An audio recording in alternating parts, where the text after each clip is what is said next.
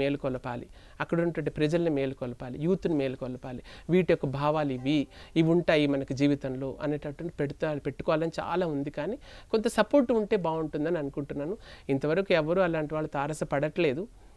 పడితే భగవంతుడి దయ ఉంటే తప్పకుండా చేస్తాను. ఒకవేళ తారసపడితే ఎలాంటి సపోర్ట్ కావాలి? అంటే మొబైల్ వ్యాన్ అయినా, లేకపోతే మీకు ఇంకా ఏమైనా నా మీద ఆధారపడి వచ్చే మాస్టర్స్ ఉంటారు కదా, వాళ్ళందరికీ నేను జీవనోపాధి కల్పించాలి కదా. మరి మీతో వస్తే మాకేంటనే ప్రశ్న వాళ్ళతో ఉద్భవించకుండా కొంత కార్పస్ ఫండ్ మాకు పెట్టినట్టయితే వాటి నుంచి వచ్చే ఇంట్రెస్ట్ ద్వారా వాళ్ళకి జీతాలు అందివ్వటం, అలాగే చేయటం అనేది పెట్టుకుంటాను.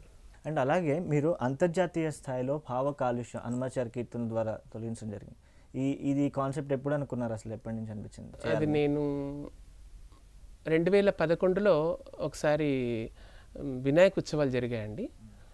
ఆ వినాయక ఉత్సవాల్లో అంటే ప్రెసిషన్ వెళ్తుంటుంది, అందులో పాడాలి, మీకు సపరేట్ స్టేజ్ అరేంజ్ చేస్తాం అవన్నీ చెప్పారు. నాకు అలా నచ్చలేదండి. నేను డైరెక్ట్గా ఆ వేదిక దగ్గరే కూర్చొని స్వామి దగ్గరే పాడాలి, అలాంటప్పుడే వస్తాను అని ఖండితంగా చెప్పాను. సో ఖైరతాబాద్లో అలా చేయటం జరిగింది. అయితే అక్కడ కూడా ఫ్లోటింగ్ పీపుల్, వర్షం వస్తుంది పడుతూ ఉంది, కానీ ఎక్కడో ఏదో ఎవరు అమ్మాయి పాడుతున్నారు, మనం చూడాలి, వెళ్ళాలి, తప్పకుండా వినాలి అనే భావనలో అక్కడ చాలామంది వచ్చి అది బాగా క్లిక్ అయిపోయిన ప్రోగ్రామ్ అండి అది. సో అప్పటి నుంచి అక్కడ అనుకున్నాను భావ కాలుష్యం మారాలి అంటే, జనాల్లో భావ కాలుష్యం మారాలంటే సంకీర్తనల ద్వారానే. ఏంటి ఆ సంకీర్తన ద్వారా ఏముంది అనేది ప్రజలకి డౌట్ రావచ్చు. ప్రతిది కూడా ఒక మనిషి జీవితం మారాలంటే సంకీర్తన వాడు వినవలసిందే, వినితరించవలసిందే. ఓకే. అండ్ అలాగే మీరు ప్రాక్టీస్ ఎంతసేపు చేస్తుంటారు? అంటే డైలీ ఇంతసేపు అని ఏమైనా పెట్టుకుంటారా కీర్తనలకి? డైలీ ఇంట్లో ఏ పని చేసినా నేను మాత్రం నా మైండ్ అంతా అక్కడే ఉంటుందండి. ఈ రాగంలో ఇలా పాడాలి, ఇంతలో పాడాలి, ఇలా తీసుకోవాలి, అదే ఉంటుంది. మా మాస్టర్స్ కూడా బాగా సతాయిస్తుంటాను, ఏమంటే ఇలా పాడితే మరి ఎలా ఉంటుంది, మీరు పాడగలరు అని చెప్పగలుగుతారు నాకు. కాబట్టి నా మైండ్ అంతా ఇంక అక్కడే. ఇంక నేను ఏది చేసిన, ఇప్పుడు మీ దగ్గర కూర్చున్నాను అనుకోండి, ఇది పాడితే ఇలా ఉంటుంది, ఇంకా ఇది ఇలా జరగాలి, ఇంట్లో రావాలి అనేది ఒకటి.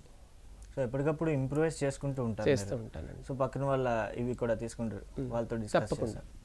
అండ్ అలాగే మీరు ఇలా పాడుతూ ఉన్నప్పుడు ఇంప్రూవైజ్ చేసుకుంటూ ఉంటారు. చాలామందికి ఏంటంటే పాడగా ఇంకా చాలా బాగా అవుతుంది గొంతు. అవునండి. సో అలాగే మీరు ఇలా పాడుతున్నప్పుడు మేల్ అనేటప్పటికి సమ్ పోటీ ఏదో ఉంటుంది. ఫీమేల్ వర్షన్ పాడేటప్పటికి మ్యాక్సిమం సింగర్స్ ఎక్కువ ప్రిఫర్ చేస్తారు ఫీమేల్ కాబట్టి. ఓ క్లాసికల్లో మీరు పాడుతున్నప్పుడు ఎవరైనా మాకు పోటీ వస్తున్నారు ఈయన అని చెప్పి ఫీల్ అయిన వాళ్ళు ఉన్నారు ఎవరైనా? చాలా మంచి ప్రశ్న. చాలా ఎదుర్కొన్నాను.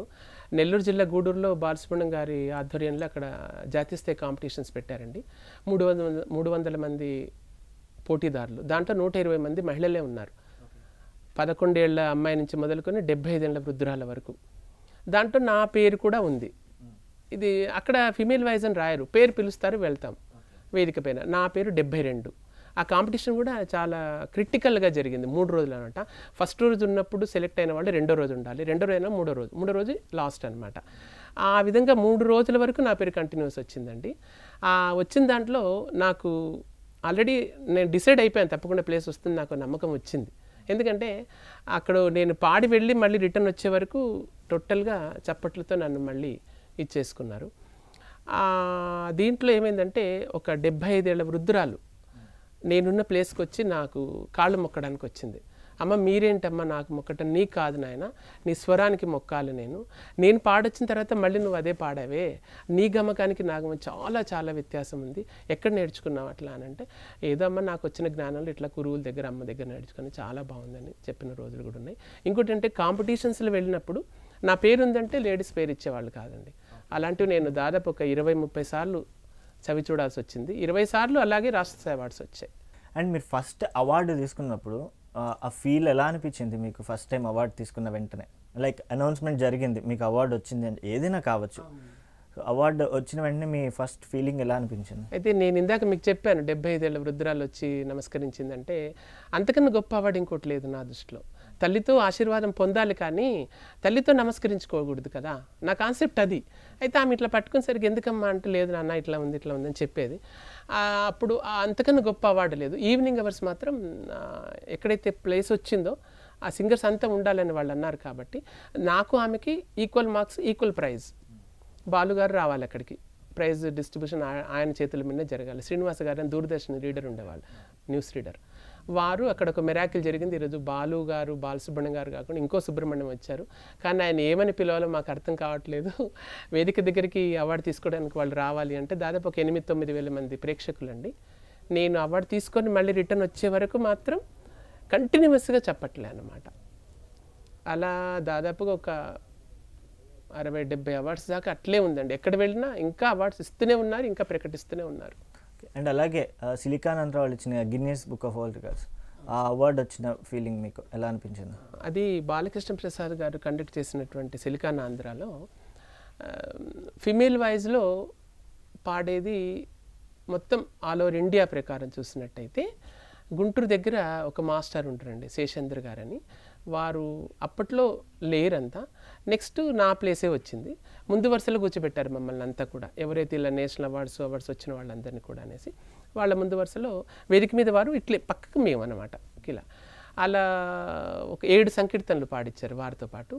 అది తీసుకొని అవార్డు తీసుకొని ఇచ్చిన తర్వాత నాకు మళ్ళీ ఇండివిజువల్గా పెట్టాలి అనే ఉద్దేశంతో 5 గంటలు 45 సంకీర్తనలు చేయటంలో అదొక గిన్నిస్ బుక్ రికార్డ్ కానీ సర్టిఫికెట్ ఇవ్వటం కూడా జరిగిందండి నాకు. ఓకే. సో ఇన్ ఫ్యూచర్ ఇప్పుడు ఇంకా రాబోతున్న రోజుల్లో మీరు ఎలాంటి ప్రాచుర్యం పొందాలి మీరు అనుకుంటున్నారు? మీకు ఎలాంటి గుర్తింపు రావాలని అనుకుంటున్నారు మీరు? గుర్తింపు రావాలి అంటే ఒకటేనండి, అన్నమాచార్య సంకీర్తనలు స్త్రీ కంఠంలో వినాలంటే దీక్షిత్ గొంతులోనే వినాలి అనే భావన ఆ స్వామి అందరిలో కల్పించాలని నేను అనుకుంటున్నాను. అండ్ మీకు ఎవరైనా చెప్పారా, లైక్ మీ వాయిస్ వింటున్నప్పుడు పాతకాలంలో జానకి గారు వాళ్ళు పాడినట్టు అనిపిస్తుంది అని ఎవరైనా చెప్పారా మీకు? మీరు చాలా బాగా ఇస్తున్నారండి ప్రశ్నలు. అయితే అది 100% జానకమ్మ గారు, సుశీలమ్మ గారు, జిక్కి గారు వీళ్ళందరితో కూడా నేను పాడుతున్నప్పుడు వాళ్ళు గెస్ట్లుగా వచ్చారండి అక్కడికి. అయితే జానకమ్మ గారు పాడిన తర్వాత నేను ప్రైజ్ తీసుకొని వస్తున్నప్పుడు ఆవిడ దగ్గర పిలిచి, నువ్వేం తింటావు నాన్న అని అడిగింది నన్ను. అన్నీ తింటానమ్మా అట్లా అని అంటే, అయితే ఇప్పుడు మరి ఈరోజు పాడిన పాట ఒకసారి పాడి వినిపిస్తావు నాకు మళ్ళీ అన్నది. నీకు అవార్డు వచ్చింది కదా అది ఎట్లా అని అంటే, అమ్మ పాడతాను అని చెప్పాను. అలా తను పాడింది ఏదో ఒక సెంటెన్స్ వినిపించాలి అన్నది. సరే అని చెప్పేసి పాడాను అనమాట. సాగర్ సంగం సినిమాలో మనసు పలికే మౌన గీతం అనేది అది యుగళ గీతం అనమాట. కానీ అది పాడాలి అంటే మరి అక్కర్లే నీ గొంతే వినాలి నేను అన్నది. అంటే ఒక 2 సెంటెన్సులు పాడానండి. అది చాలా హ్యాపీ. ఆవిడ డైరెక్ట్గా అవార్డు ఇవ్వటం జరిగింది, ఆవిడ సన్మానించడం కూడా జరిగింది. అట్లా ఒక్కసారి ఏమైనా పాడగలరా?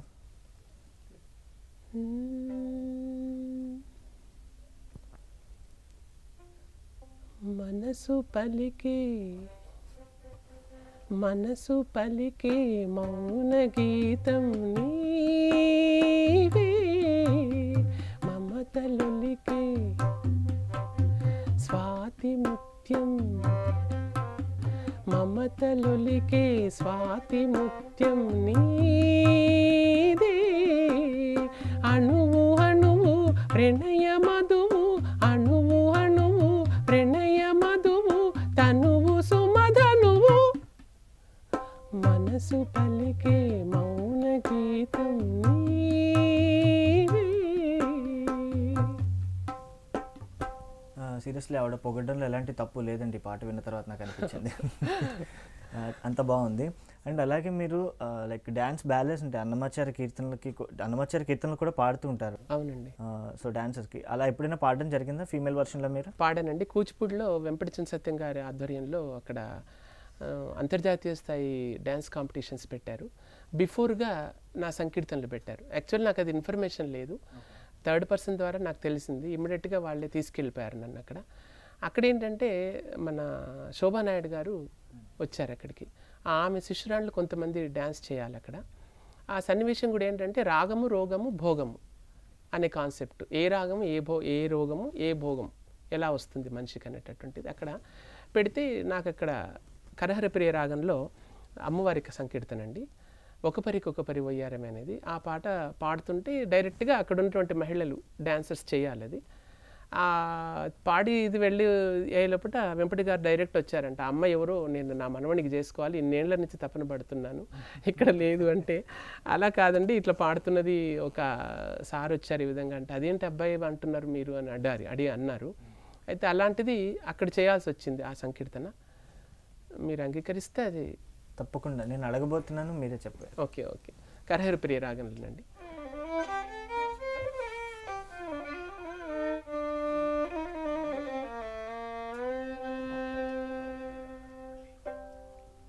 ఒక పరికొక పరి వయ్యారమై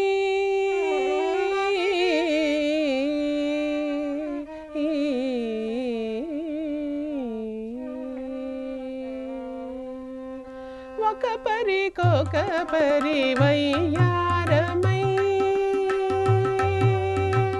ఒక పరికొక పరి వయ్యారమై ముఖమున కళలెల్ల మొలచినట్లుండే ఒక పరికొక పరి వయ్యారమై ముఖమున కళలెల్ల మొలచినట్లుండే ఒక పరికొక పరి వయ్యారమై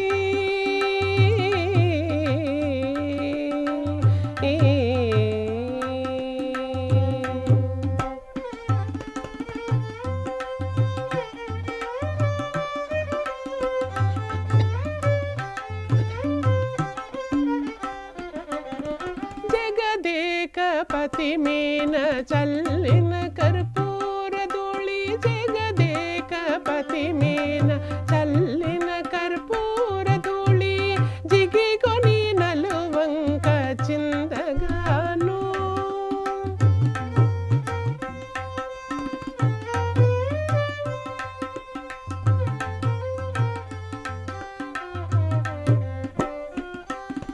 జగదేకపతి మీన చల్లిన కర్పూర ధూళి జిగికొని నలువంక చిందగాను ముఖి చంద్రముఖి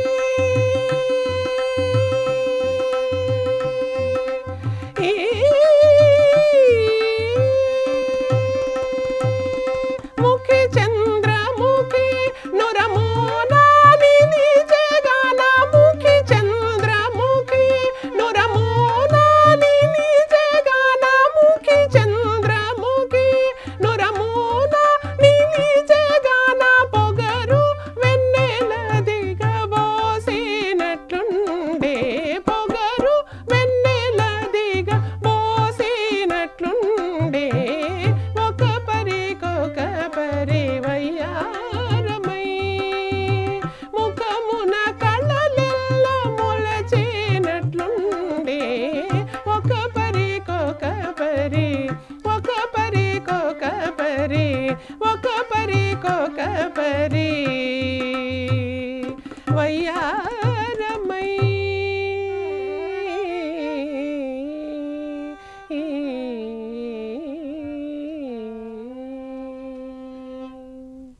రైట్, చెప్పాను కదండి ఇందాక నుంచి చెప్తూ పొగుడుతూ వస్తుంటే తగ్గిపోతాయని చెప్పి అలాగే అనిపిస్తుంది. అలా వింటుంటే ఇంకా వినాలనిపిస్తుంది. కాకపోతే మనకి సమయం తక్కువ ఉంది కాబట్టి కొంచెం కొంచెం పాడించుకోగలుగుతున్నాం మీ చేత. అండ్ అలా చివరిగా చెప్పండి, నాకు ఒకటి ఉండిపోయింది మొదలు ఏంటంటే, మీకు ఇన్ని అవార్డ్స్ వచ్చాయి, ఇన్ని చాలా చోట్ల మీరు ప్రోగ్రామ్స్ చేశారు, మీకు ఎక్కడైనా అరే నేను ఇక్కడ చేయలేకపోయానే, అరే ఇక్కడ నాకు ఈ అవార్డు వస్తే బాగుండే అనే ఫీలింగ్ ఎప్పుడైనా అనిపించిందా? దేంట్లో అయినా మిగిలిపోయి ఉందా అది ఇంకా మీకు? అంటే బెంగళూరు చెన్నై 2 వెయిటింగ్లో ఉన్నానండి. అది ఆహ్వానం వస్తూ ఉంది కానీ నేను డైట్స్ సరిగా సరిపోక వెళ్ళలేకపోతున్నాను. తప్పకుండా అక్కడ ఆ 2 చోట్ల చేయాలని, అంటే గాయకుడుగా ఒక వ్యక్తిగా రాణించాలి, గాయకుడిగా రాణించాలి అని అంటే అక్కడ బాగా పండుతుందండి. మనం పాడే సంకీర్తనలు చాలా చక్కగా ఆస్వాదిస్తారు. చెన్నైలో మీరు అన్నట్టు ఖచ్చితంగా వాళ్ళు ఎక్కువ సంగీత ప్రియులు, అక్కడ సంగీత ప్రియులు అండి. మనం పాడే రాగాలన్నీ కూడా వాళ్ళు ఆరోహణ దగ్గర నుంచి గమకాలు మొత్తం చూసి పట్టిస్తారనమాట. అలాంటి ప్లేస్లో తప్పకుండా పిలుస్తున్నారు కానీ నేను ఇంకా పర్ఫెక్ట్గా వెళ్ళాలి అంటే అక్కడే వెళ్ళి అవార్డు తీసుకోవాలని కాదు, గ్రామాల్లో ఒక మంచి స్త్రీమూర్తి, అంటే మహిళలందరూ చెడ్డ అని కాదు నా ఉద్దేశం, అందరు స్త్రీలు రావాలి మేం పాడే సంకీర్తనలకి తండోపతండాలుగా వచ్చి వాళ్ళు ఇచ్చే ఆశీర్వాదం నా గొప్ప అవార్డు అని అనుకుంటానండి నేను. రైట్, మీ కళ ఏదైతే ఉందో అది ఖచ్చితంగా నెరవేరని మా స్నేహ టీవీ తరఫు నుంచి కోరుకుంటున్నామండి. అలాగే మీ వాల్యుబుల్ టైంని మా కోసం కేటాయించినందుకు మీ అందరికీ ధన్యవాదాలు. నమస్కారం అండి. సో ఇది ఇవాల్టి special chit chat. Stay tune to Sneha TV, news is right.